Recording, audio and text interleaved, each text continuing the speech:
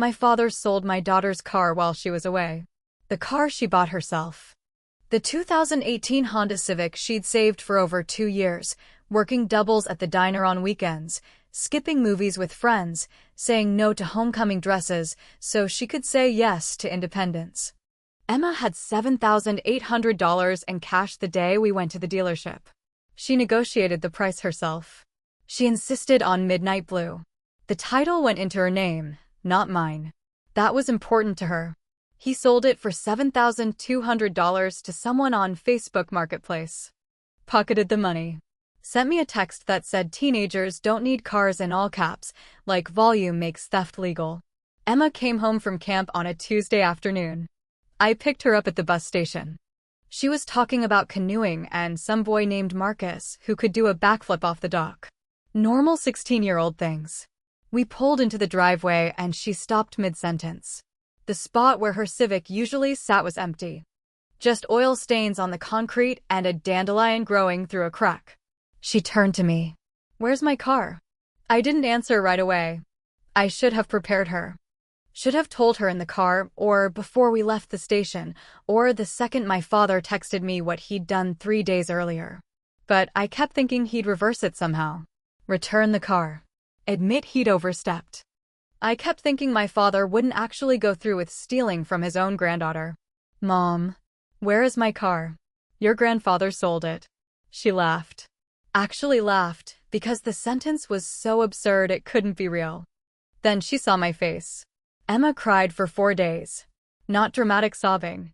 Quiet, defeated crying that's worse somehow.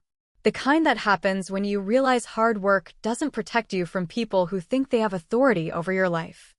I didn't yell at my father. I drove to his house on day 2 of Emma's crying. He was in the garage organizing tools he never used, pretending this was a normal Saturday. "We need to talk about Emma's car." He didn't look up. "Already told you. Teenagers don't need cars. She can get rides like everyone else did before kids got spoiled." I pulled the title from my purse. Still in Emma's name. Signed by her. Dated 2 years ago. "You just committed felony theft." Grand theft auto, actually, since the vehicle's worth over $5,000. "And I need you to understand something before this goes any further." That's when he looked up. "The car wasn't mine to forgive you for taking. It was Emma's. And I'm not here to ask you to fix this. I'm here to tell you what happens next. Let me tell you how we got here. My father has always believed he knows what's best for everyone in the family. Not in a warm, protective way. In a controlling way. The kind of man who made decisions about your life and expected gratitude for the intervention. When I was 17, he told my guidance counselor I wouldn't be going to college because I was needed at home to help with my younger sisters. Never asked me. Just decided. I found out when Mrs. Chen called me into her office to ask if I was okay, if there was something going on at home that made me want to drop my applications. I went to college anyway. Paid for it myself. He didn't speak to me for 8 months. When I met David, my father told me not to marry him because David's family didn't own property. David's parents rented a duplex in a working neighborhood. His father drove a city bus. His mother worked at the library. My father said this meant David had no foundation, no prospects, no sense of how to build wealth. He boycotted our wedding. Sent my mother alone with a card that had a $50 check in it, like we were distant cousins he barely remembered. David and I built a good life anyway. He became a senior engineer at a software company. I worked my way up to regional director at a medical supplies firm. We bought a house in a neighborhood with decent schools. We didn't need my father's approval or his property or his predictions about our failure. But my mother wanted family connection. She wanted Emma to know her grandfather. So we did the dinners. The strained holidays. The birthday cards with lectures instead of wishes written inside. My father loved Emma in his own broken way. He taught her to ride a bike. Took her fishing twice. Bought her books about Helen Keller and Amelia Earhart, women who he said didn't make excuses. But underneath it was the same current of control. The same belief that he knew better than everyone else what a person should do, should want, should become. When Emma turned 14 and said she wanted to save up for a car, my father told her it was a waste of time. Girls don't need cars. They need to focus on school and let their parents handle transportation. Emma looked at him across the table. I'm not asking for a car. I'm saying I'm going to buy one. With what money? Money I earn. He laughed. Actually laughed at her. You're 14. You can't work. I can in 2 years. And I'm saving birthday money and babysitting money until then. My father shook his head like she'd said something adorable and ridiculous. We'll see how long that lasts. It lasted 2 years and 4 months. Emma got a hostessing job at an Italian restaurant the week she turned 16. She worked every weekend, every school break, every summer evening she could get scheduled. She saved 73% of everything she earned. I watched her track it in a notebook she kept in her desk drawer. Watched her say no to things her friends did without thinking twice. Movies. Concerts. The junior prom dress she wanted that cost $180. I can get one for $60 at the outlet mall, she told me. The extra $120 gets me closer. When she hit $7,800, she asked me to go to dealerships with her. We went on a Saturday morning. My father called while we were at the third lot.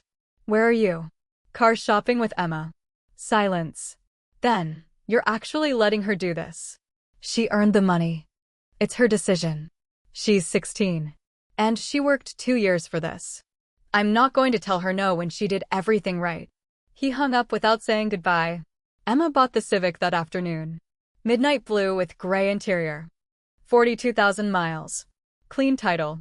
She test drove it 3 times, asked the salesman about maintenance history, checked the tire tread depth with a penny like David had taught her. She negotiated them down from $8,100 to $7,600, then down to $7,400 when she offered cash. The salesman looked impressed. The title went into her name. That was non-negotiable for her. She didn't want it in mine with her listed as a driver. She wanted proof that she owned something, that her work had produced something tangible and hers. My father didn't speak to us for 3 weeks after that. Then he sent a text, dinner Sunday. Your mother misses Emma. We went. We always went because my mother was kind and soft-spoken and deserved to see her granddaughter even if my father was difficult. Emma drove herself in the Civic. Pulled into their driveway at exactly 6 o'clock, responsible and proud. My father watched her park from the front window. I saw his face. He wasn't proud. He was angry. All through dinner, he made comments. Must be nice to have your own car at 16. I didn't get one until I was 23 and saved enough from my job at the plant. Emma smiled politely. I know. Mom told me. That's why I wanted to buy my own. Things were different then. People understood the value of waiting. Of earning something through real work, not just part-time pocket money. I worked 2 years, Grandpa. 2 years of a teenager's job isn't the same as a man's work. I watched Emma's face. Watched her decide not to engage. She was 16 and already better at managing my father than I'd been at 25. If you're the kind of person who roots for a kid who does everything right and still gets dismissed, subscribe. Because what my father did next is the reason I'm telling you this story. After dinner, my father walked Emma out to her car. I stayed inside helping my mother with dishes, but I could see them through the kitchen window. He was talking. She was nodding. He put his hand on the hood of the Civic like he was inspecting it. Like he had any right to inspect what she owned. When Emma came back inside to say goodbye to my mother, she looked tired. What did Grandpa say to you? Just that I should be careful. That new drivers get in accidents and insurance is expensive and maybe I should wait another year before driving on my own. You've had your license for 4 months. You're a good driver. I know. She hugged my mother. See you next week, Grandma. We had no idea it would be the last time Emma saw that car in her own driveway. 3 months later, Emma left for summer camp. 2 weeks in the Adirondacks. Canoeing and hiking and the kind of disconnected, screen-free experience she usually resisted but agreed to because her best friend Jade was going. The morning I drove her to the bus station, she hesitated at the car. You'll keep an eye on the Civic, right? Make sure no one hits it or anything while I'm gone. Of course. And you'll start it once or twice. David said it's bad to let a car sit too long without running. I will. I promise. She hugged me. She smelled like the coconut shampoo she loved and the anxiety of leaving something precious behind. 2 weeks, I told her. It'll be here when you get back. Day 4 of camp, my father texted me. Coming by to pick up Emma's car. Found a buyer. Teenagers don't need cars. I called him immediately. You're not taking Emma's car. Already arranged it. Guys coming at 3 to look at it. Dad, the car is Emma's. It's not yours to sell. She's 16. She doesn't own anything. You and David own it, and I'm doing you a favor. Car insurance for a teenage driver is a liability you don't need. The title is in Emma's name. Doesn't matter. She's a minor. I'm her grandfather. This is family business. You don't have permission to take that car. Don't need permission to do what's right. He hung up. I called David at work. He left a meeting and came home. We moved the Civic into the garage and locked it.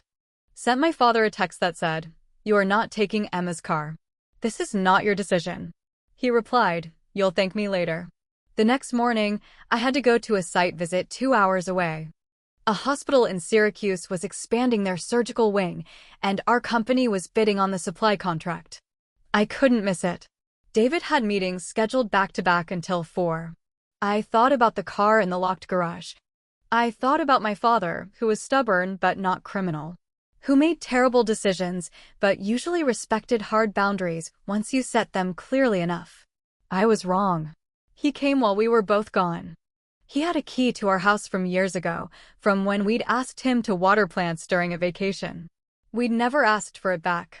Never thought we needed to. He opened the garage. He had the buyer with him. Some guy from 3 towns over who wanted a reliable car for his college-age daughter. My father told him it was his granddaughter's car, but she was young and didn't need it, and the family had decided to sell. He signed the title. Forged Emma's signature. Took $7,200 in cash. The buyer drove away in Emma's midnight blue Civic at 2:30 in the afternoon while I was presenting sterile field protocols to a hospital board and David was on a conference call about network security. My father texted me at 4, "CAR is sold. Money is in your mailbox. You're welcome." I sat in my car in the hospital parking lot and read that text 6 times. David called the police. They said it was a civil matter. Family dispute. The officer on the phone sounded bored, like this happened every day, like grandfathers stole from their grandchildren with such regularity that it didn't warrant a crime report. The title is in your daughter's name? Yes. And your father sold it without her permission? Yes. She's at camp. She doesn't even know yet. How old is your daughter? 16. So she's a minor. And your father is family. Look, ma'am, I understand you're upset, but this is something you need to handle through family channels or maybe small claims court. We can't really. He forged her signature and stole her car. That's not a crime. It's complicated when minors and family are involved. I'd recommend talking to a lawyer if you want to pursue it legally. I wanted to scream. Wanted to reach through the phone and make him understand that Emma had worked for 2 years. That the car meant independence and proof that effort mattered. That my father had taught my daughter that none of that was true, that someone bigger could always take what you earned. Instead, I said thank you and hung up. David found a lawyer. Patricia Reyes. She specialized in family law and property disputes. We met with her the next morning. I brought the title. The original, which my father had returned to our mailbox along with the cash, probably thinking it was worthless now that the car was gone. Emma's signature on the title was real. The signature on the bill of sale my father had given the buyer was not even close. Patricia looked at both documents. This is forgery. And theft. Your father sold property he didn't own and fraudulently signed your daughter's name to transfer the title. The police said it was a family matter. The police were wrong. This is a crime. You could press charges. I don't want to send my father to jail. I want Emma's car back. Patricia nodded. Then we go after the buyer. He purchased stolen property, even if he didn't know it was stolen. We can compel him to return the vehicle.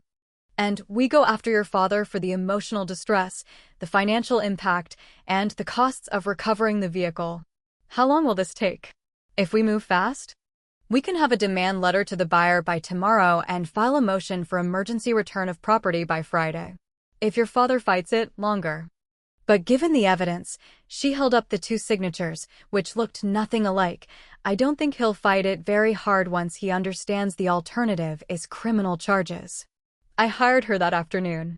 Emma was still at camp. She called twice during the 2 weeks, both times from the camp office landline. She talked about thunderstorms and a talent show and how Jade had fallen out of a canoe but was fine.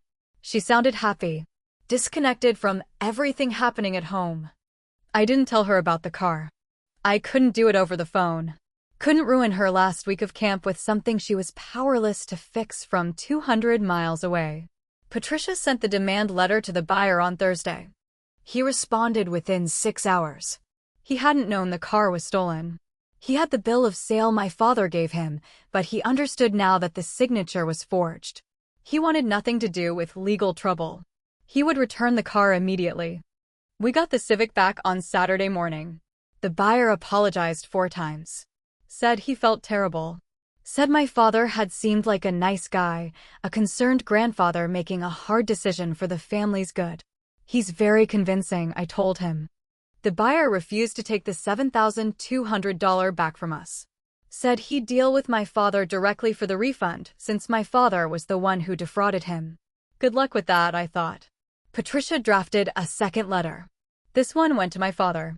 It outlined the theft, the forgery, the unauthorized sale of property titled to a minor, and the legal consequences if he didn't reimburse the buyer and compensate Emma for the emotional harm and loss of use of her vehicle during the time it was stolen. We asked for $12,000. The $7,200 purchase price plus $4,800 for Emma's distress, our legal fees, and the principal of the thing. My father didn't respond to the letter. Patricia filed a civil suit. That's when he hired a lawyer. His lawyer was a man named Gordon Pratt. Mid-60s, semi-retired, the kind of attorney who handles simple wills and property transfers for people he's known for 30 years. He called Patricia on a Tuesday afternoon. My client believes this is a misunderstanding blown out of proportion. He was trying to help his daughter and granddaughter by removing a financial burden. By stealing a car. He believed he was acting in the family's best interest. He's willing to return the money to the buyer, but feels that any additional compensation is unwarranted. Your client forged a minor's signature and sold her property without consent. That's not a misunderstanding. That's theft and fraud. There was a pause. I'll talk to him. Patricia hung up and looked at me. His lawyer knows this is bad. Give it 2 days. She was right. Gordon Pratt called back on Thursday. My father would pay the buyer back the $7,200 and would contribute $3,000 toward Emma's future expenses as an apology. No admission of wrongdoing. No acknowledgement that he'd committed a crime. Not enough, Patricia told him. We want the full 12, and we want a written apology to Emma. My client won't apologize for trying to protect his granddaughter. Then we'll see him in court.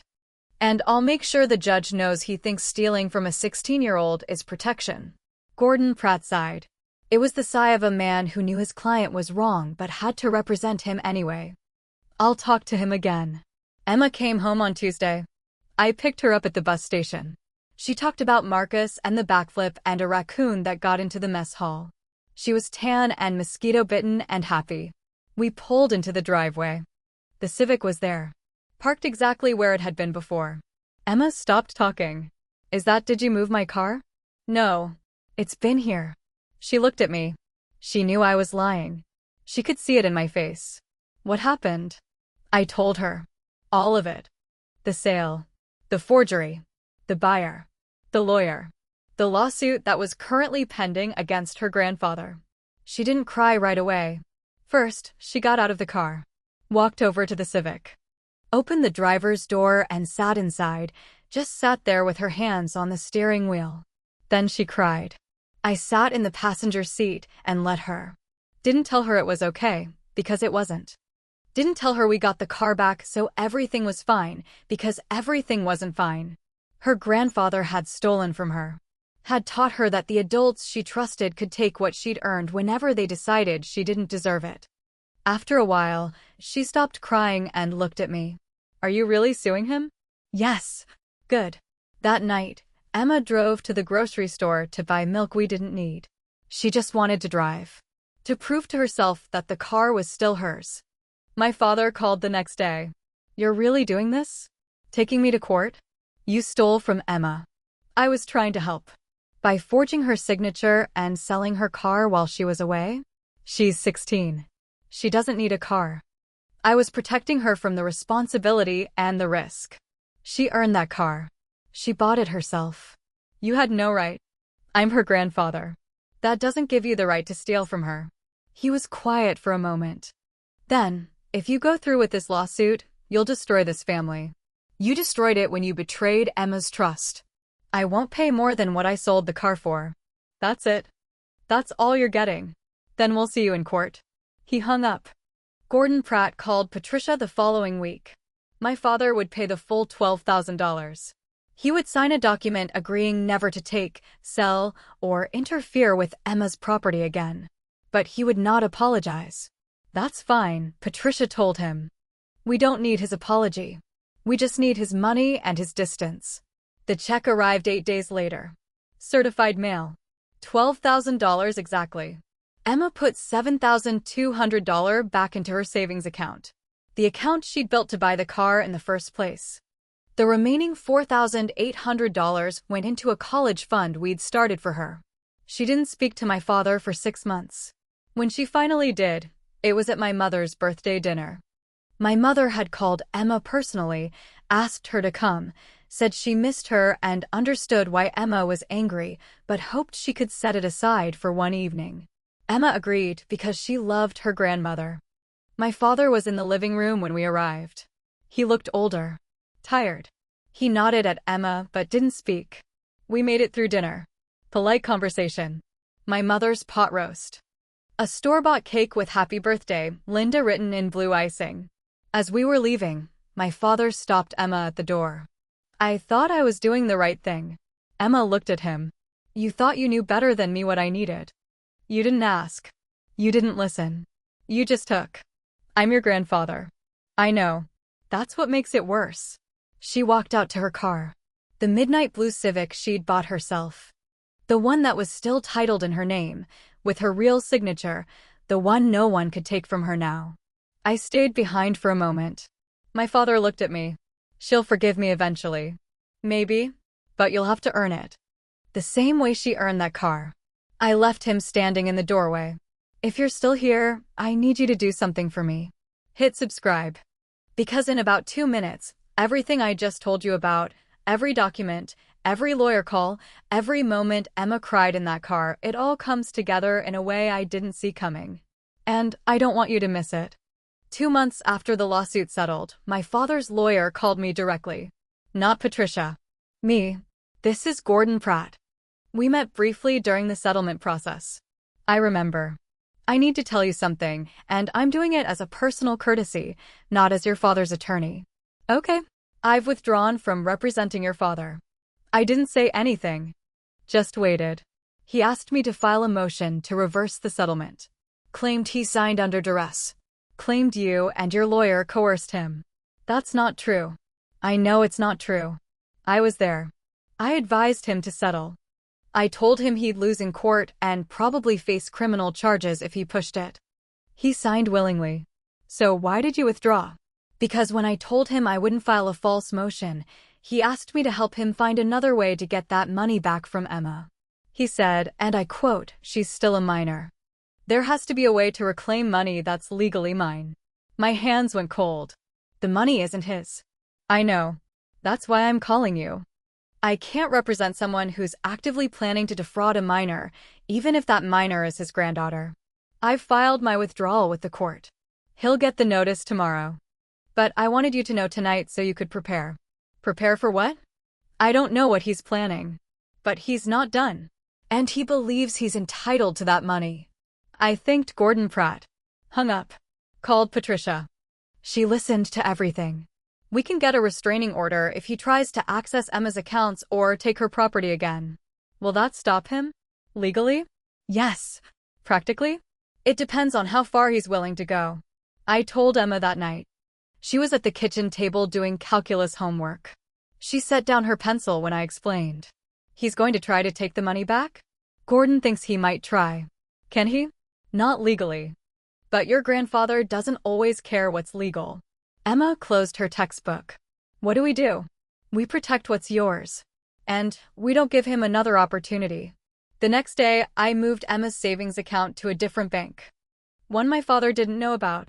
Set it up so that only Emma could access it, with me as a secondary in case of emergency. Changed her passwords.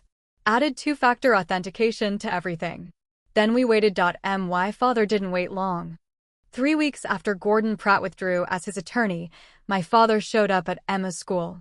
He signed her out during 6th period, told the attendance office he was taking her to a dentist appointment. The school called it an excused absence. They had him listed as an emergency contact from years ago, back when Emma was in elementary school and we still trusted him. Emma texted me from his car. Grandpa picked me up. Says we need to talk. I'm fine, but this is weird. I called her immediately. It went to voicemail. I called my father. He answered on the 4th ring. Where are you taking her? Lunch. We're going to have a conversation about respect and family loyalty. Turn around and bring her back to school. She's my granddaughter. I'm allowed to spend time with her. Not without permission. Not by lying to the school about a dentist appointment. I didn't lie. I said I was taking her out. They assumed the rest. My chest tightened. If you don't bring her back in the next 20 minutes, I'm calling the police. For what? Taking my granddaughter to lunch. For custodial interference. You removed a minor from school property without parental consent. He laughed. Actually laughed. You're not going to call the police on your own father. Try me. He hung up. I called Patricia. She was in court. Her assistant said she'd have Patricia call me back within the hour. I didn't have an hour. I called David. He left work immediately. We agreed to meet at my father's house, the most likely place he'd take Emma. I drove 90 on the highway. Made it to my father's neighborhood in 14 minutes. David's car was already in the driveway when I pulled up. Emma was sitting on the front porch. She stood when she saw me. Mom, I'm fine. He just wanted to talk. Get in the car. My father came out of the house. He had a glass of iced tea in his hand like this was a casual afternoon visit. You didn't need to rush over here. We were having a nice conversation. David stepped between us. You took her out of school without permission. I'm her grandfather. You're not her parent. You don't have custody. You don't have the right to remove her from school. My father's face hardened. I have every right to spend time with my granddaughter. Especially when her mother is poisoning her against me with lawyers and lawsuits over money that should have stayed in the family. Emma's voice cut through. Nobody poisoned me against you. You stole my car. I was protecting you. You forged my name and sold something that was mine. That's not protection. That's theft. You're 16. You don't understand the responsibilities that come with. Stop. I moved past David. Emma, get in the car. Now. She walked to my car without looking back. My father watched her go. Then he turned to me. This is what you're teaching her? That family can be discarded the moment they make a decision you don't agree with. You didn't make a decision I disagreed with. You committed a crime against my daughter. I paid the money back. Because a lawyer told you the alternative was criminal charges. And now you're keeping her from me. Turning her against me because I tried to do what was right. David's voice was level. Calm. The kind of calm that comes right before consequences. You picked her up from school without permission, told the office a lie to get her released, and brought her here to convince her that stealing from her was justified. That's not grandparenting. That's manipulation. My father's hand tightened around the glass. I won't be kept from my granddaughter. You won't be near her until you understand what you did wrong. And since you clearly don't, that might be a very long time. I walked back to my car. Emma was in the passenger seat, arms crossed, staring straight ahead. David followed me. As we pulled out of the driveway, I saw my father standing on his porch, watching us leave. That night, Patricia called me back. He took her out of school? Yes. Told them it was a dentist appointment. Took her to his house to lecture her about family loyalty. Did she want to go? No. She texted me the second she was in his car. She knew something was wrong. Patricia was quiet for a moment. We need to file for a restraining order. This isn't going to stop. A restraining order against my father? He's escalating. First the car. Then the attempt to reclaim the settlement money. Now he's removing Emma from school without permission. Each incident is bolder than the last.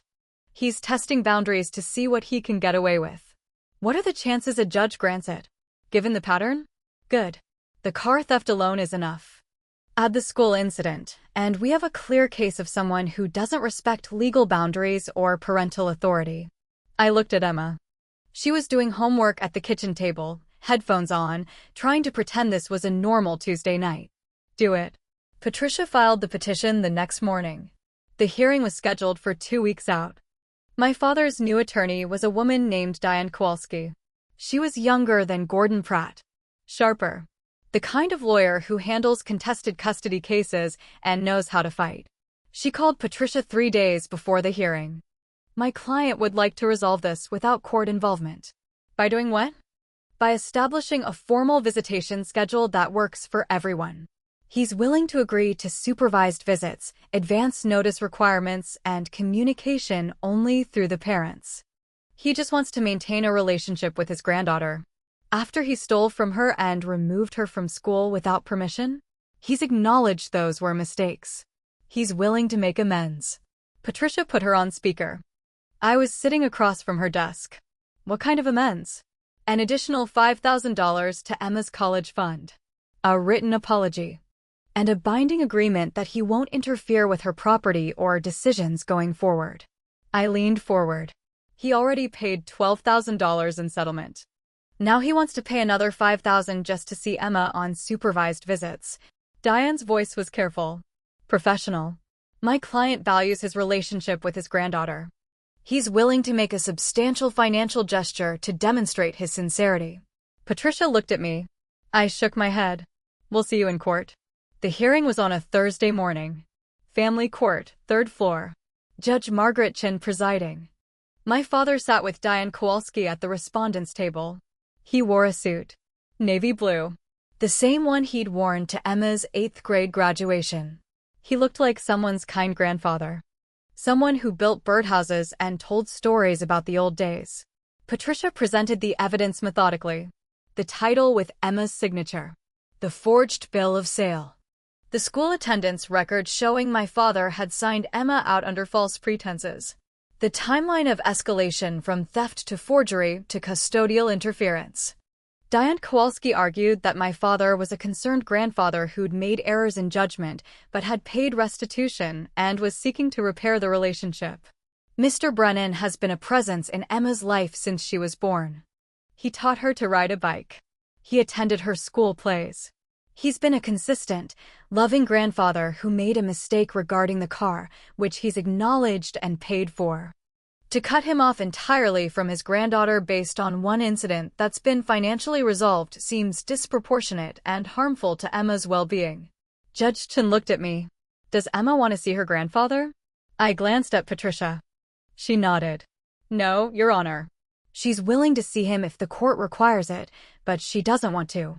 She doesn't trust him. Has she said why? Because he stole from her.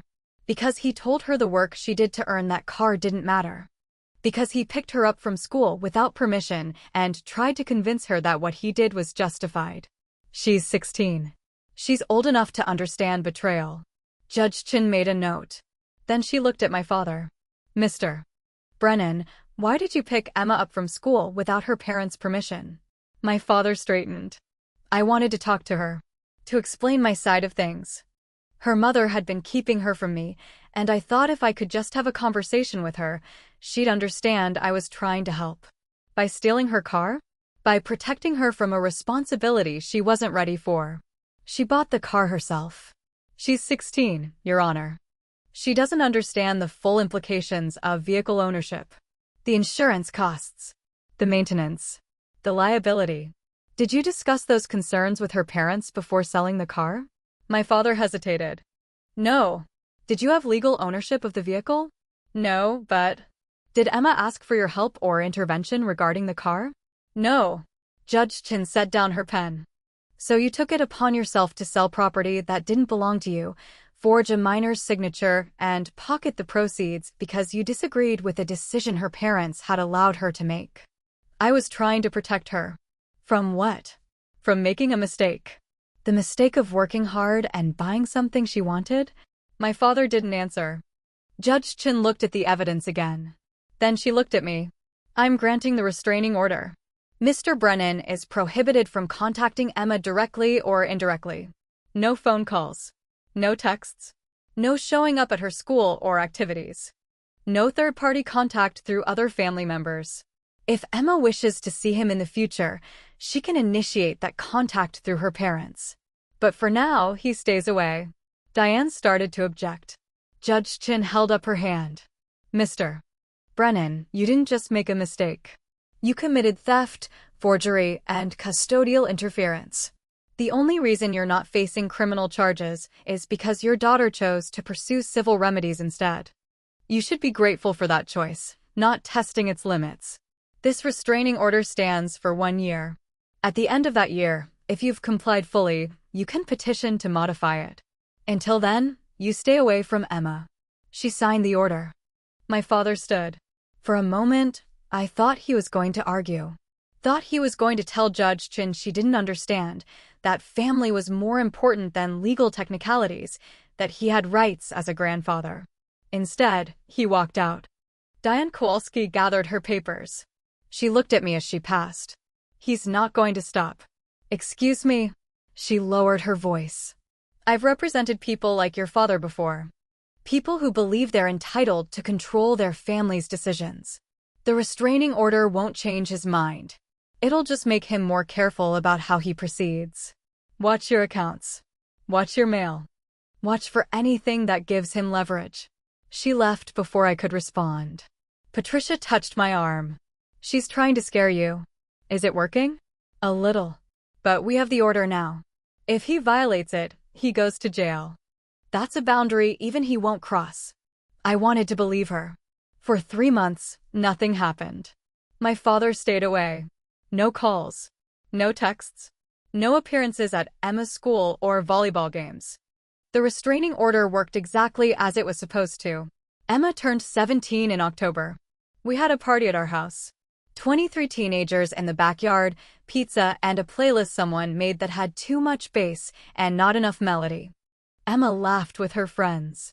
Blew out candles on a cake shaped like a volleyball. Opened presents. My mother came. She brought a gift card to Target and a card that said she was proud of the young woman Emma was becoming. She didn't mention my father. Didn't ask if he could come to future events. Just hugged Emma and told her she loved her. That night, after everyone left, Emma found me in the kitchen. Do you think Grandpa will ever understand why what he did was wrong? I dried the last plate. Set it in the rack. I don't know. Some people can't see past their own certainty. They believe so strongly that they're right that any evidence to the contrary just feels like the world being unfair to them. That's sad. It is. I miss Grandma. I know. You can still see her.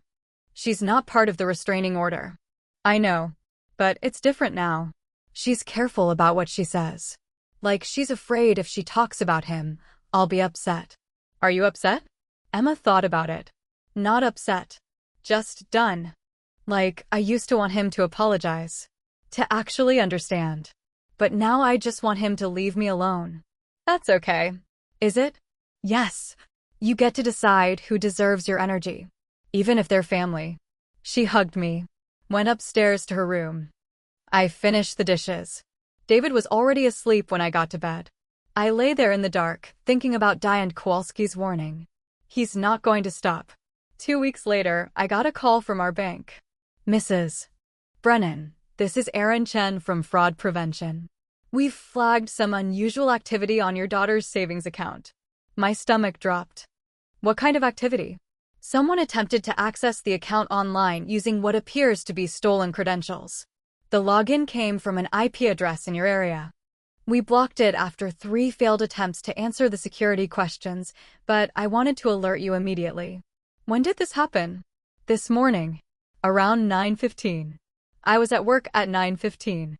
David was at work. Emma was at school. Can you tell me what security questions they tried to answer? If you're watching this unfold and you're not subscribed yet, now is the time. Because what he tried next changed everything. They got the first one right. Your daughter's middle name. They missed the second two. Mother's maiden name and the street she grew up on. My father knew Emma's middle name. Everyone in the family knew it. But my mother's maiden name was Kowalski. Common enough that he could have guessed it. The street Emma grew up on was Birchwood Lane. Also guessable if you'd been to our house. Can you see what they tried to answer for those questions? Aaron hesitated. I'm not supposed to share that information. Someone tried to steal from my daughter's account. I need to know if it's who I think it is. A pause. Then, they answered Kowalski for the maiden name. That was correct. They answered Maple Street for the street name. That was incorrect. Maple Street was where my father lived. Thank you. I need to change all the security on this account immediately. I'll start that process now. I'm also going to recommend we freeze the account temporarily and reissue new login credentials. Just as a precaution. I agreed to everything. Then I called Patricia. He tried to access Emma's account. How? I explained. The failed login. The security questions. The IP address in our area. Can the bank trace the exact location? Aaron said it came from somewhere local, but he couldn't give me an exact address without a court order. We need to document this. I'm going to request the login attempt records from the bank and file a motion to hold your father in contempt of the restraining order. Will it work? He didn't actually contact Emma. He just tried to access her money. The restraining order prohibits indirect contact. Attempting to steal from her account counts. And if we can prove it was him, Judge Chin will extend the order and possibly impose harsher penalties. The bank provided the records within 48 hours. The IP address traced to a public library 3 miles from my father's house. The login attempts happened at 9:17, 9:21, and 9:24 in the morning. Patricia subpoenaed the library's security footage. My father was on camera, sitting at a public computer terminal. 3 attempts to log into Emma's account. 3 failures. Then he closed the browser and left. We filed the contempt motion that afternoon. The hearing was scheduled for December 6th. This time, my father came alone. No Diane Kowalski. No attorney at all. Judge Chin looked surprised. Mr. Brennan, where's your counsel? I don't need a lawyer to defend myself against false accusations. These aren't accusations. We have bank records showing attempted unauthorized access to your granddaughter's account. We have security footage showing you at the computer terminal at the exact time of the attempts. What's your defense? My father stood. I was checking to make sure the account was secure. After the settlement, I wanted to verify that the money was properly deposited and protected. I'm still her grandfather. I'm allowed to care about her financial well-being. You're not allowed to access her accounts without permission. You knew her middle name and her mother's maiden name, which suggests you were deliberately trying to breach her security. I was testing the security. If I could get in that easily, so could someone else. Judge Chen's expression didn't change. Mr. Brennan, do you understand how unconvincing that sounds? It's the truth. You violated a restraining order. You attempted to access funds that were explicitly protected from you in a settlement agreement. And you're claiming you did it out of concern. Yes. She looked at Patricia. What are you asking for? Extension of the restraining order to 3 years. Weekly check-ins with a probation officer to ensure compliance. And a requirement that Mr. Brennan attend counseling focused on boundaries and family relationships. My father's face went red. I'm not going to counseling because I tried to protect my granddaughter's money. You weren't protecting it. You were trying to take it. Judge Chin signed something. Restraining order is extended to 3 years.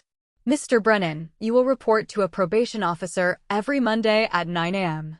You will attend court-ordered counseling. If you violate this order again, you will go to jail. Do you understand? Do you understand? My father looked at me. Really looked at me.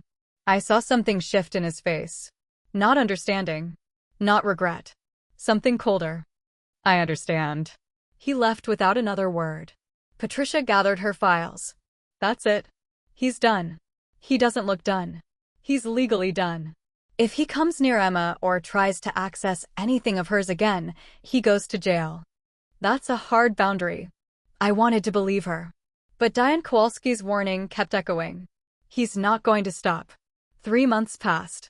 My father attended his counseling sessions. Checked in with his probation officer every Monday. Stayed away from Emma. My mother started coming to dinner once a week. Just her.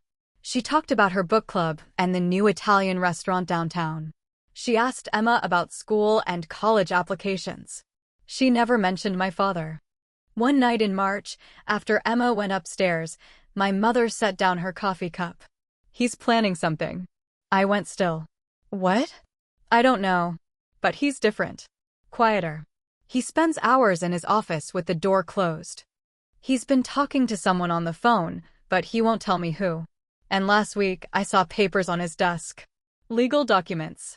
What kind of documents? I don't know. He covered them before I could read them. But I saw your name. And Emma's. I called Patricia the next morning. He's planning something. My mother saw legal documents with our names on them. Did she see what kind of documents? No. He hid them before she could read them. Patricia was quiet. I'll make some calls.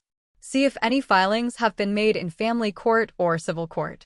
If he's planning legal action, there'll be a paper trail. She called back 3 hours later. He filed a grandparents' rights petition. My chest tightened. What does that mean? It means he's asking the court to grant him visitation rights with Emma independent of your consent.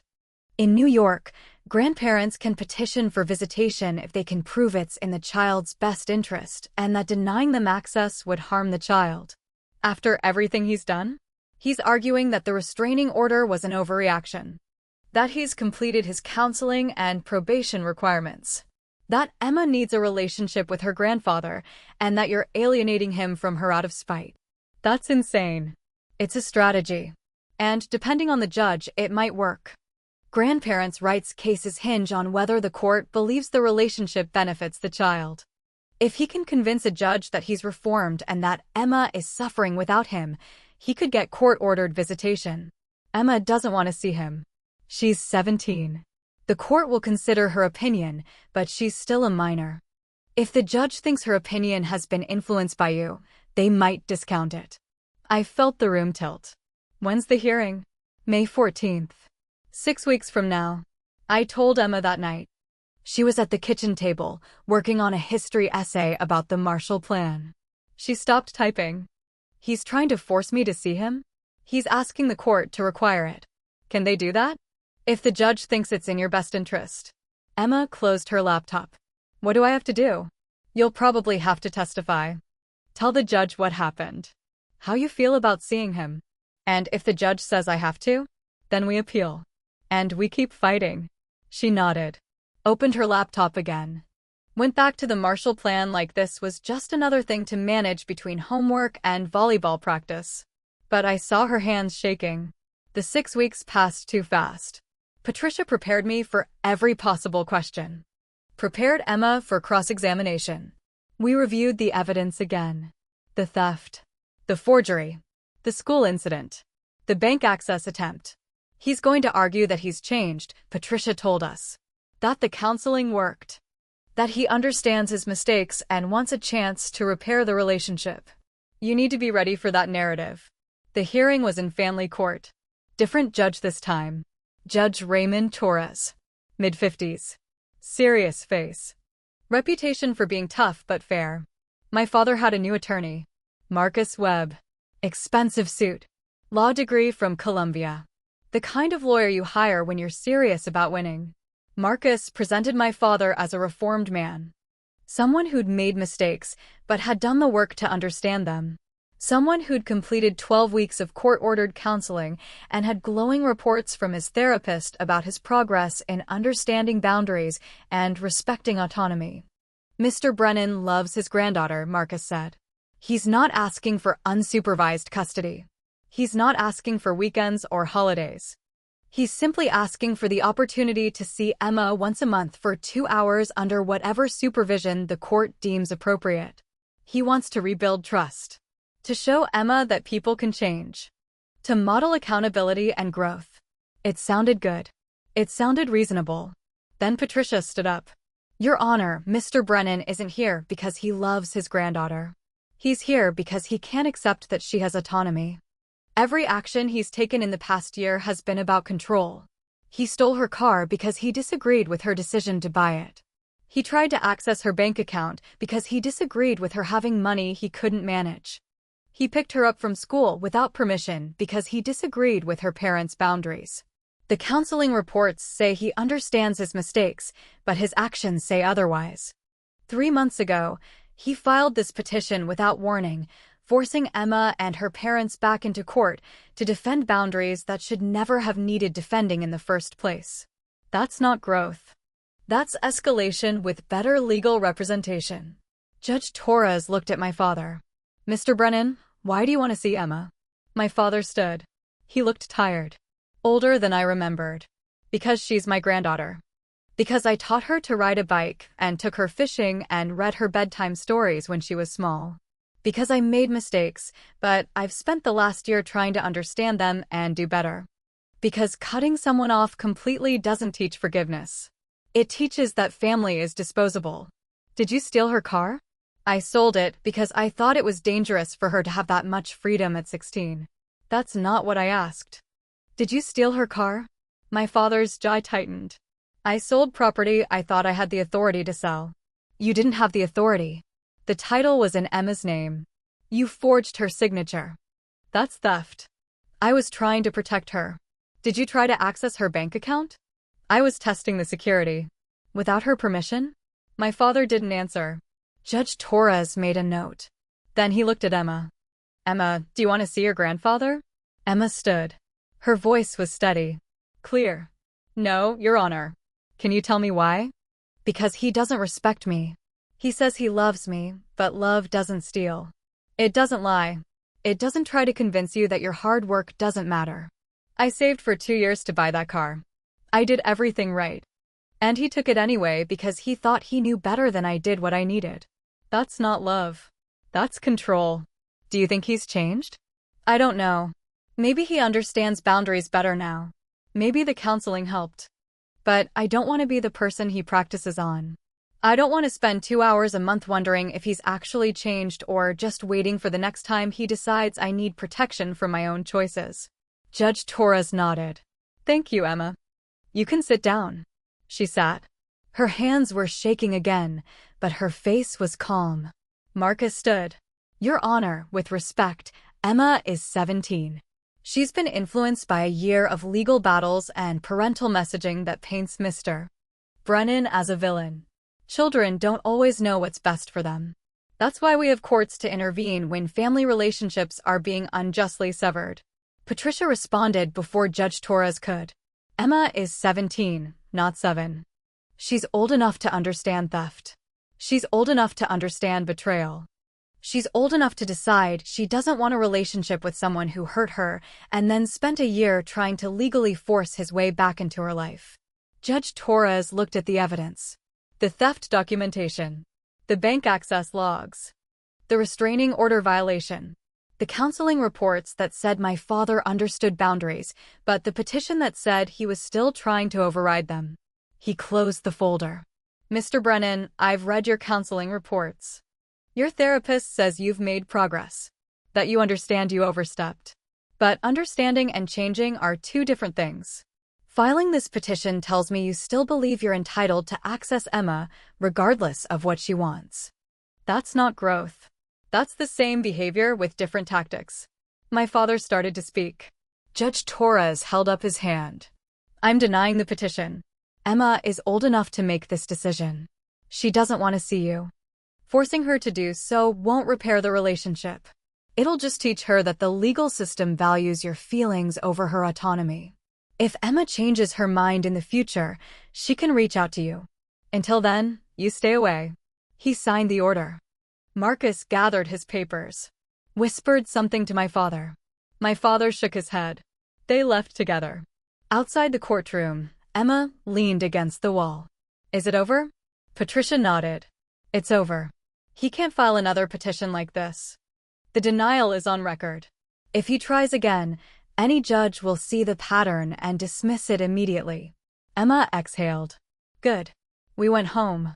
Emma went to volleyball practice. David made dinner. We ate like it was a normal Thursday. But that night, I couldn't sleep. I kept thinking about my father's face when Judge Torres denied the petition. He hadn't looked angry. He'd looked defeated. Final. I wondered if that was actually the end. It was. My father never filed another petition. Never violated the restraining order again. He attended his counseling sessions until the court-ordered period ended. Then he stopped going. My mother left him 6 months later. She didn't leave because of Emma or the lawsuits or the restraining orders. She left because she'd spent 42 years with a man who believed his certainty was more important than anyone else's autonomy, and she was done. She moved into a small condo near the lake. Got a part-time job at a bookstore. Started coming to dinner twice a week instead of once. Emma asked her once why she stayed as long as she did. My mother thought about it. Because I kept believing he'd change. That if I just explained it the right way, or loved him the right way, or waited long enough, he'd see that controlling people isn't the same as protecting them. But some people can't see that. They're too convinced they're right. Do you regret staying? I regret the last 10 years. But not the first 32. And not you. She smiled at me. You were worth it. My father tried to call me once after the divorce was finalized. I didn't answer. He left a voicemail. I know you think I'm a terrible person. Maybe I am. But everything I did because I thought it was right. I thought I was protecting Emma. Protecting you. I'm sorry it went this way. I deleted the voicemail. Emma graduated high school with honors. Got a scholarship to a state university for engineering. She still has the Civic. She drove it to campus her freshman year. Drives it home for holidays. She's 21 now. Confident. Independent. She calls me twice a week. Visits once a month. She's building a life that's entirely hers. My mother asked me last Christmas if I thought Emma would ever reach out to my father. I don't know. That's her decision. Do you think you will? I thought about it. No. I don't think I will. Do you think that makes you like him?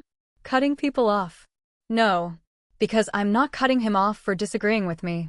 I'm cutting him off for hurting my daughter and refusing to understand why that was wrong. There's a difference. She nodded. There is.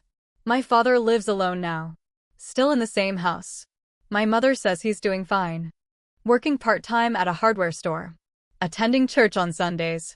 Living the quiet life of someone who pushed everyone away and doesn't understand why they didn't come back. I don't hate him. I don't think Emma does either. We just don't need him anymore. Last week, Emma called me from campus. Mom, I got an internship. That's amazing. Where? Tesla. Engineering division. It's paid. $15,000 for the summer. Emma, that's incredible. I know.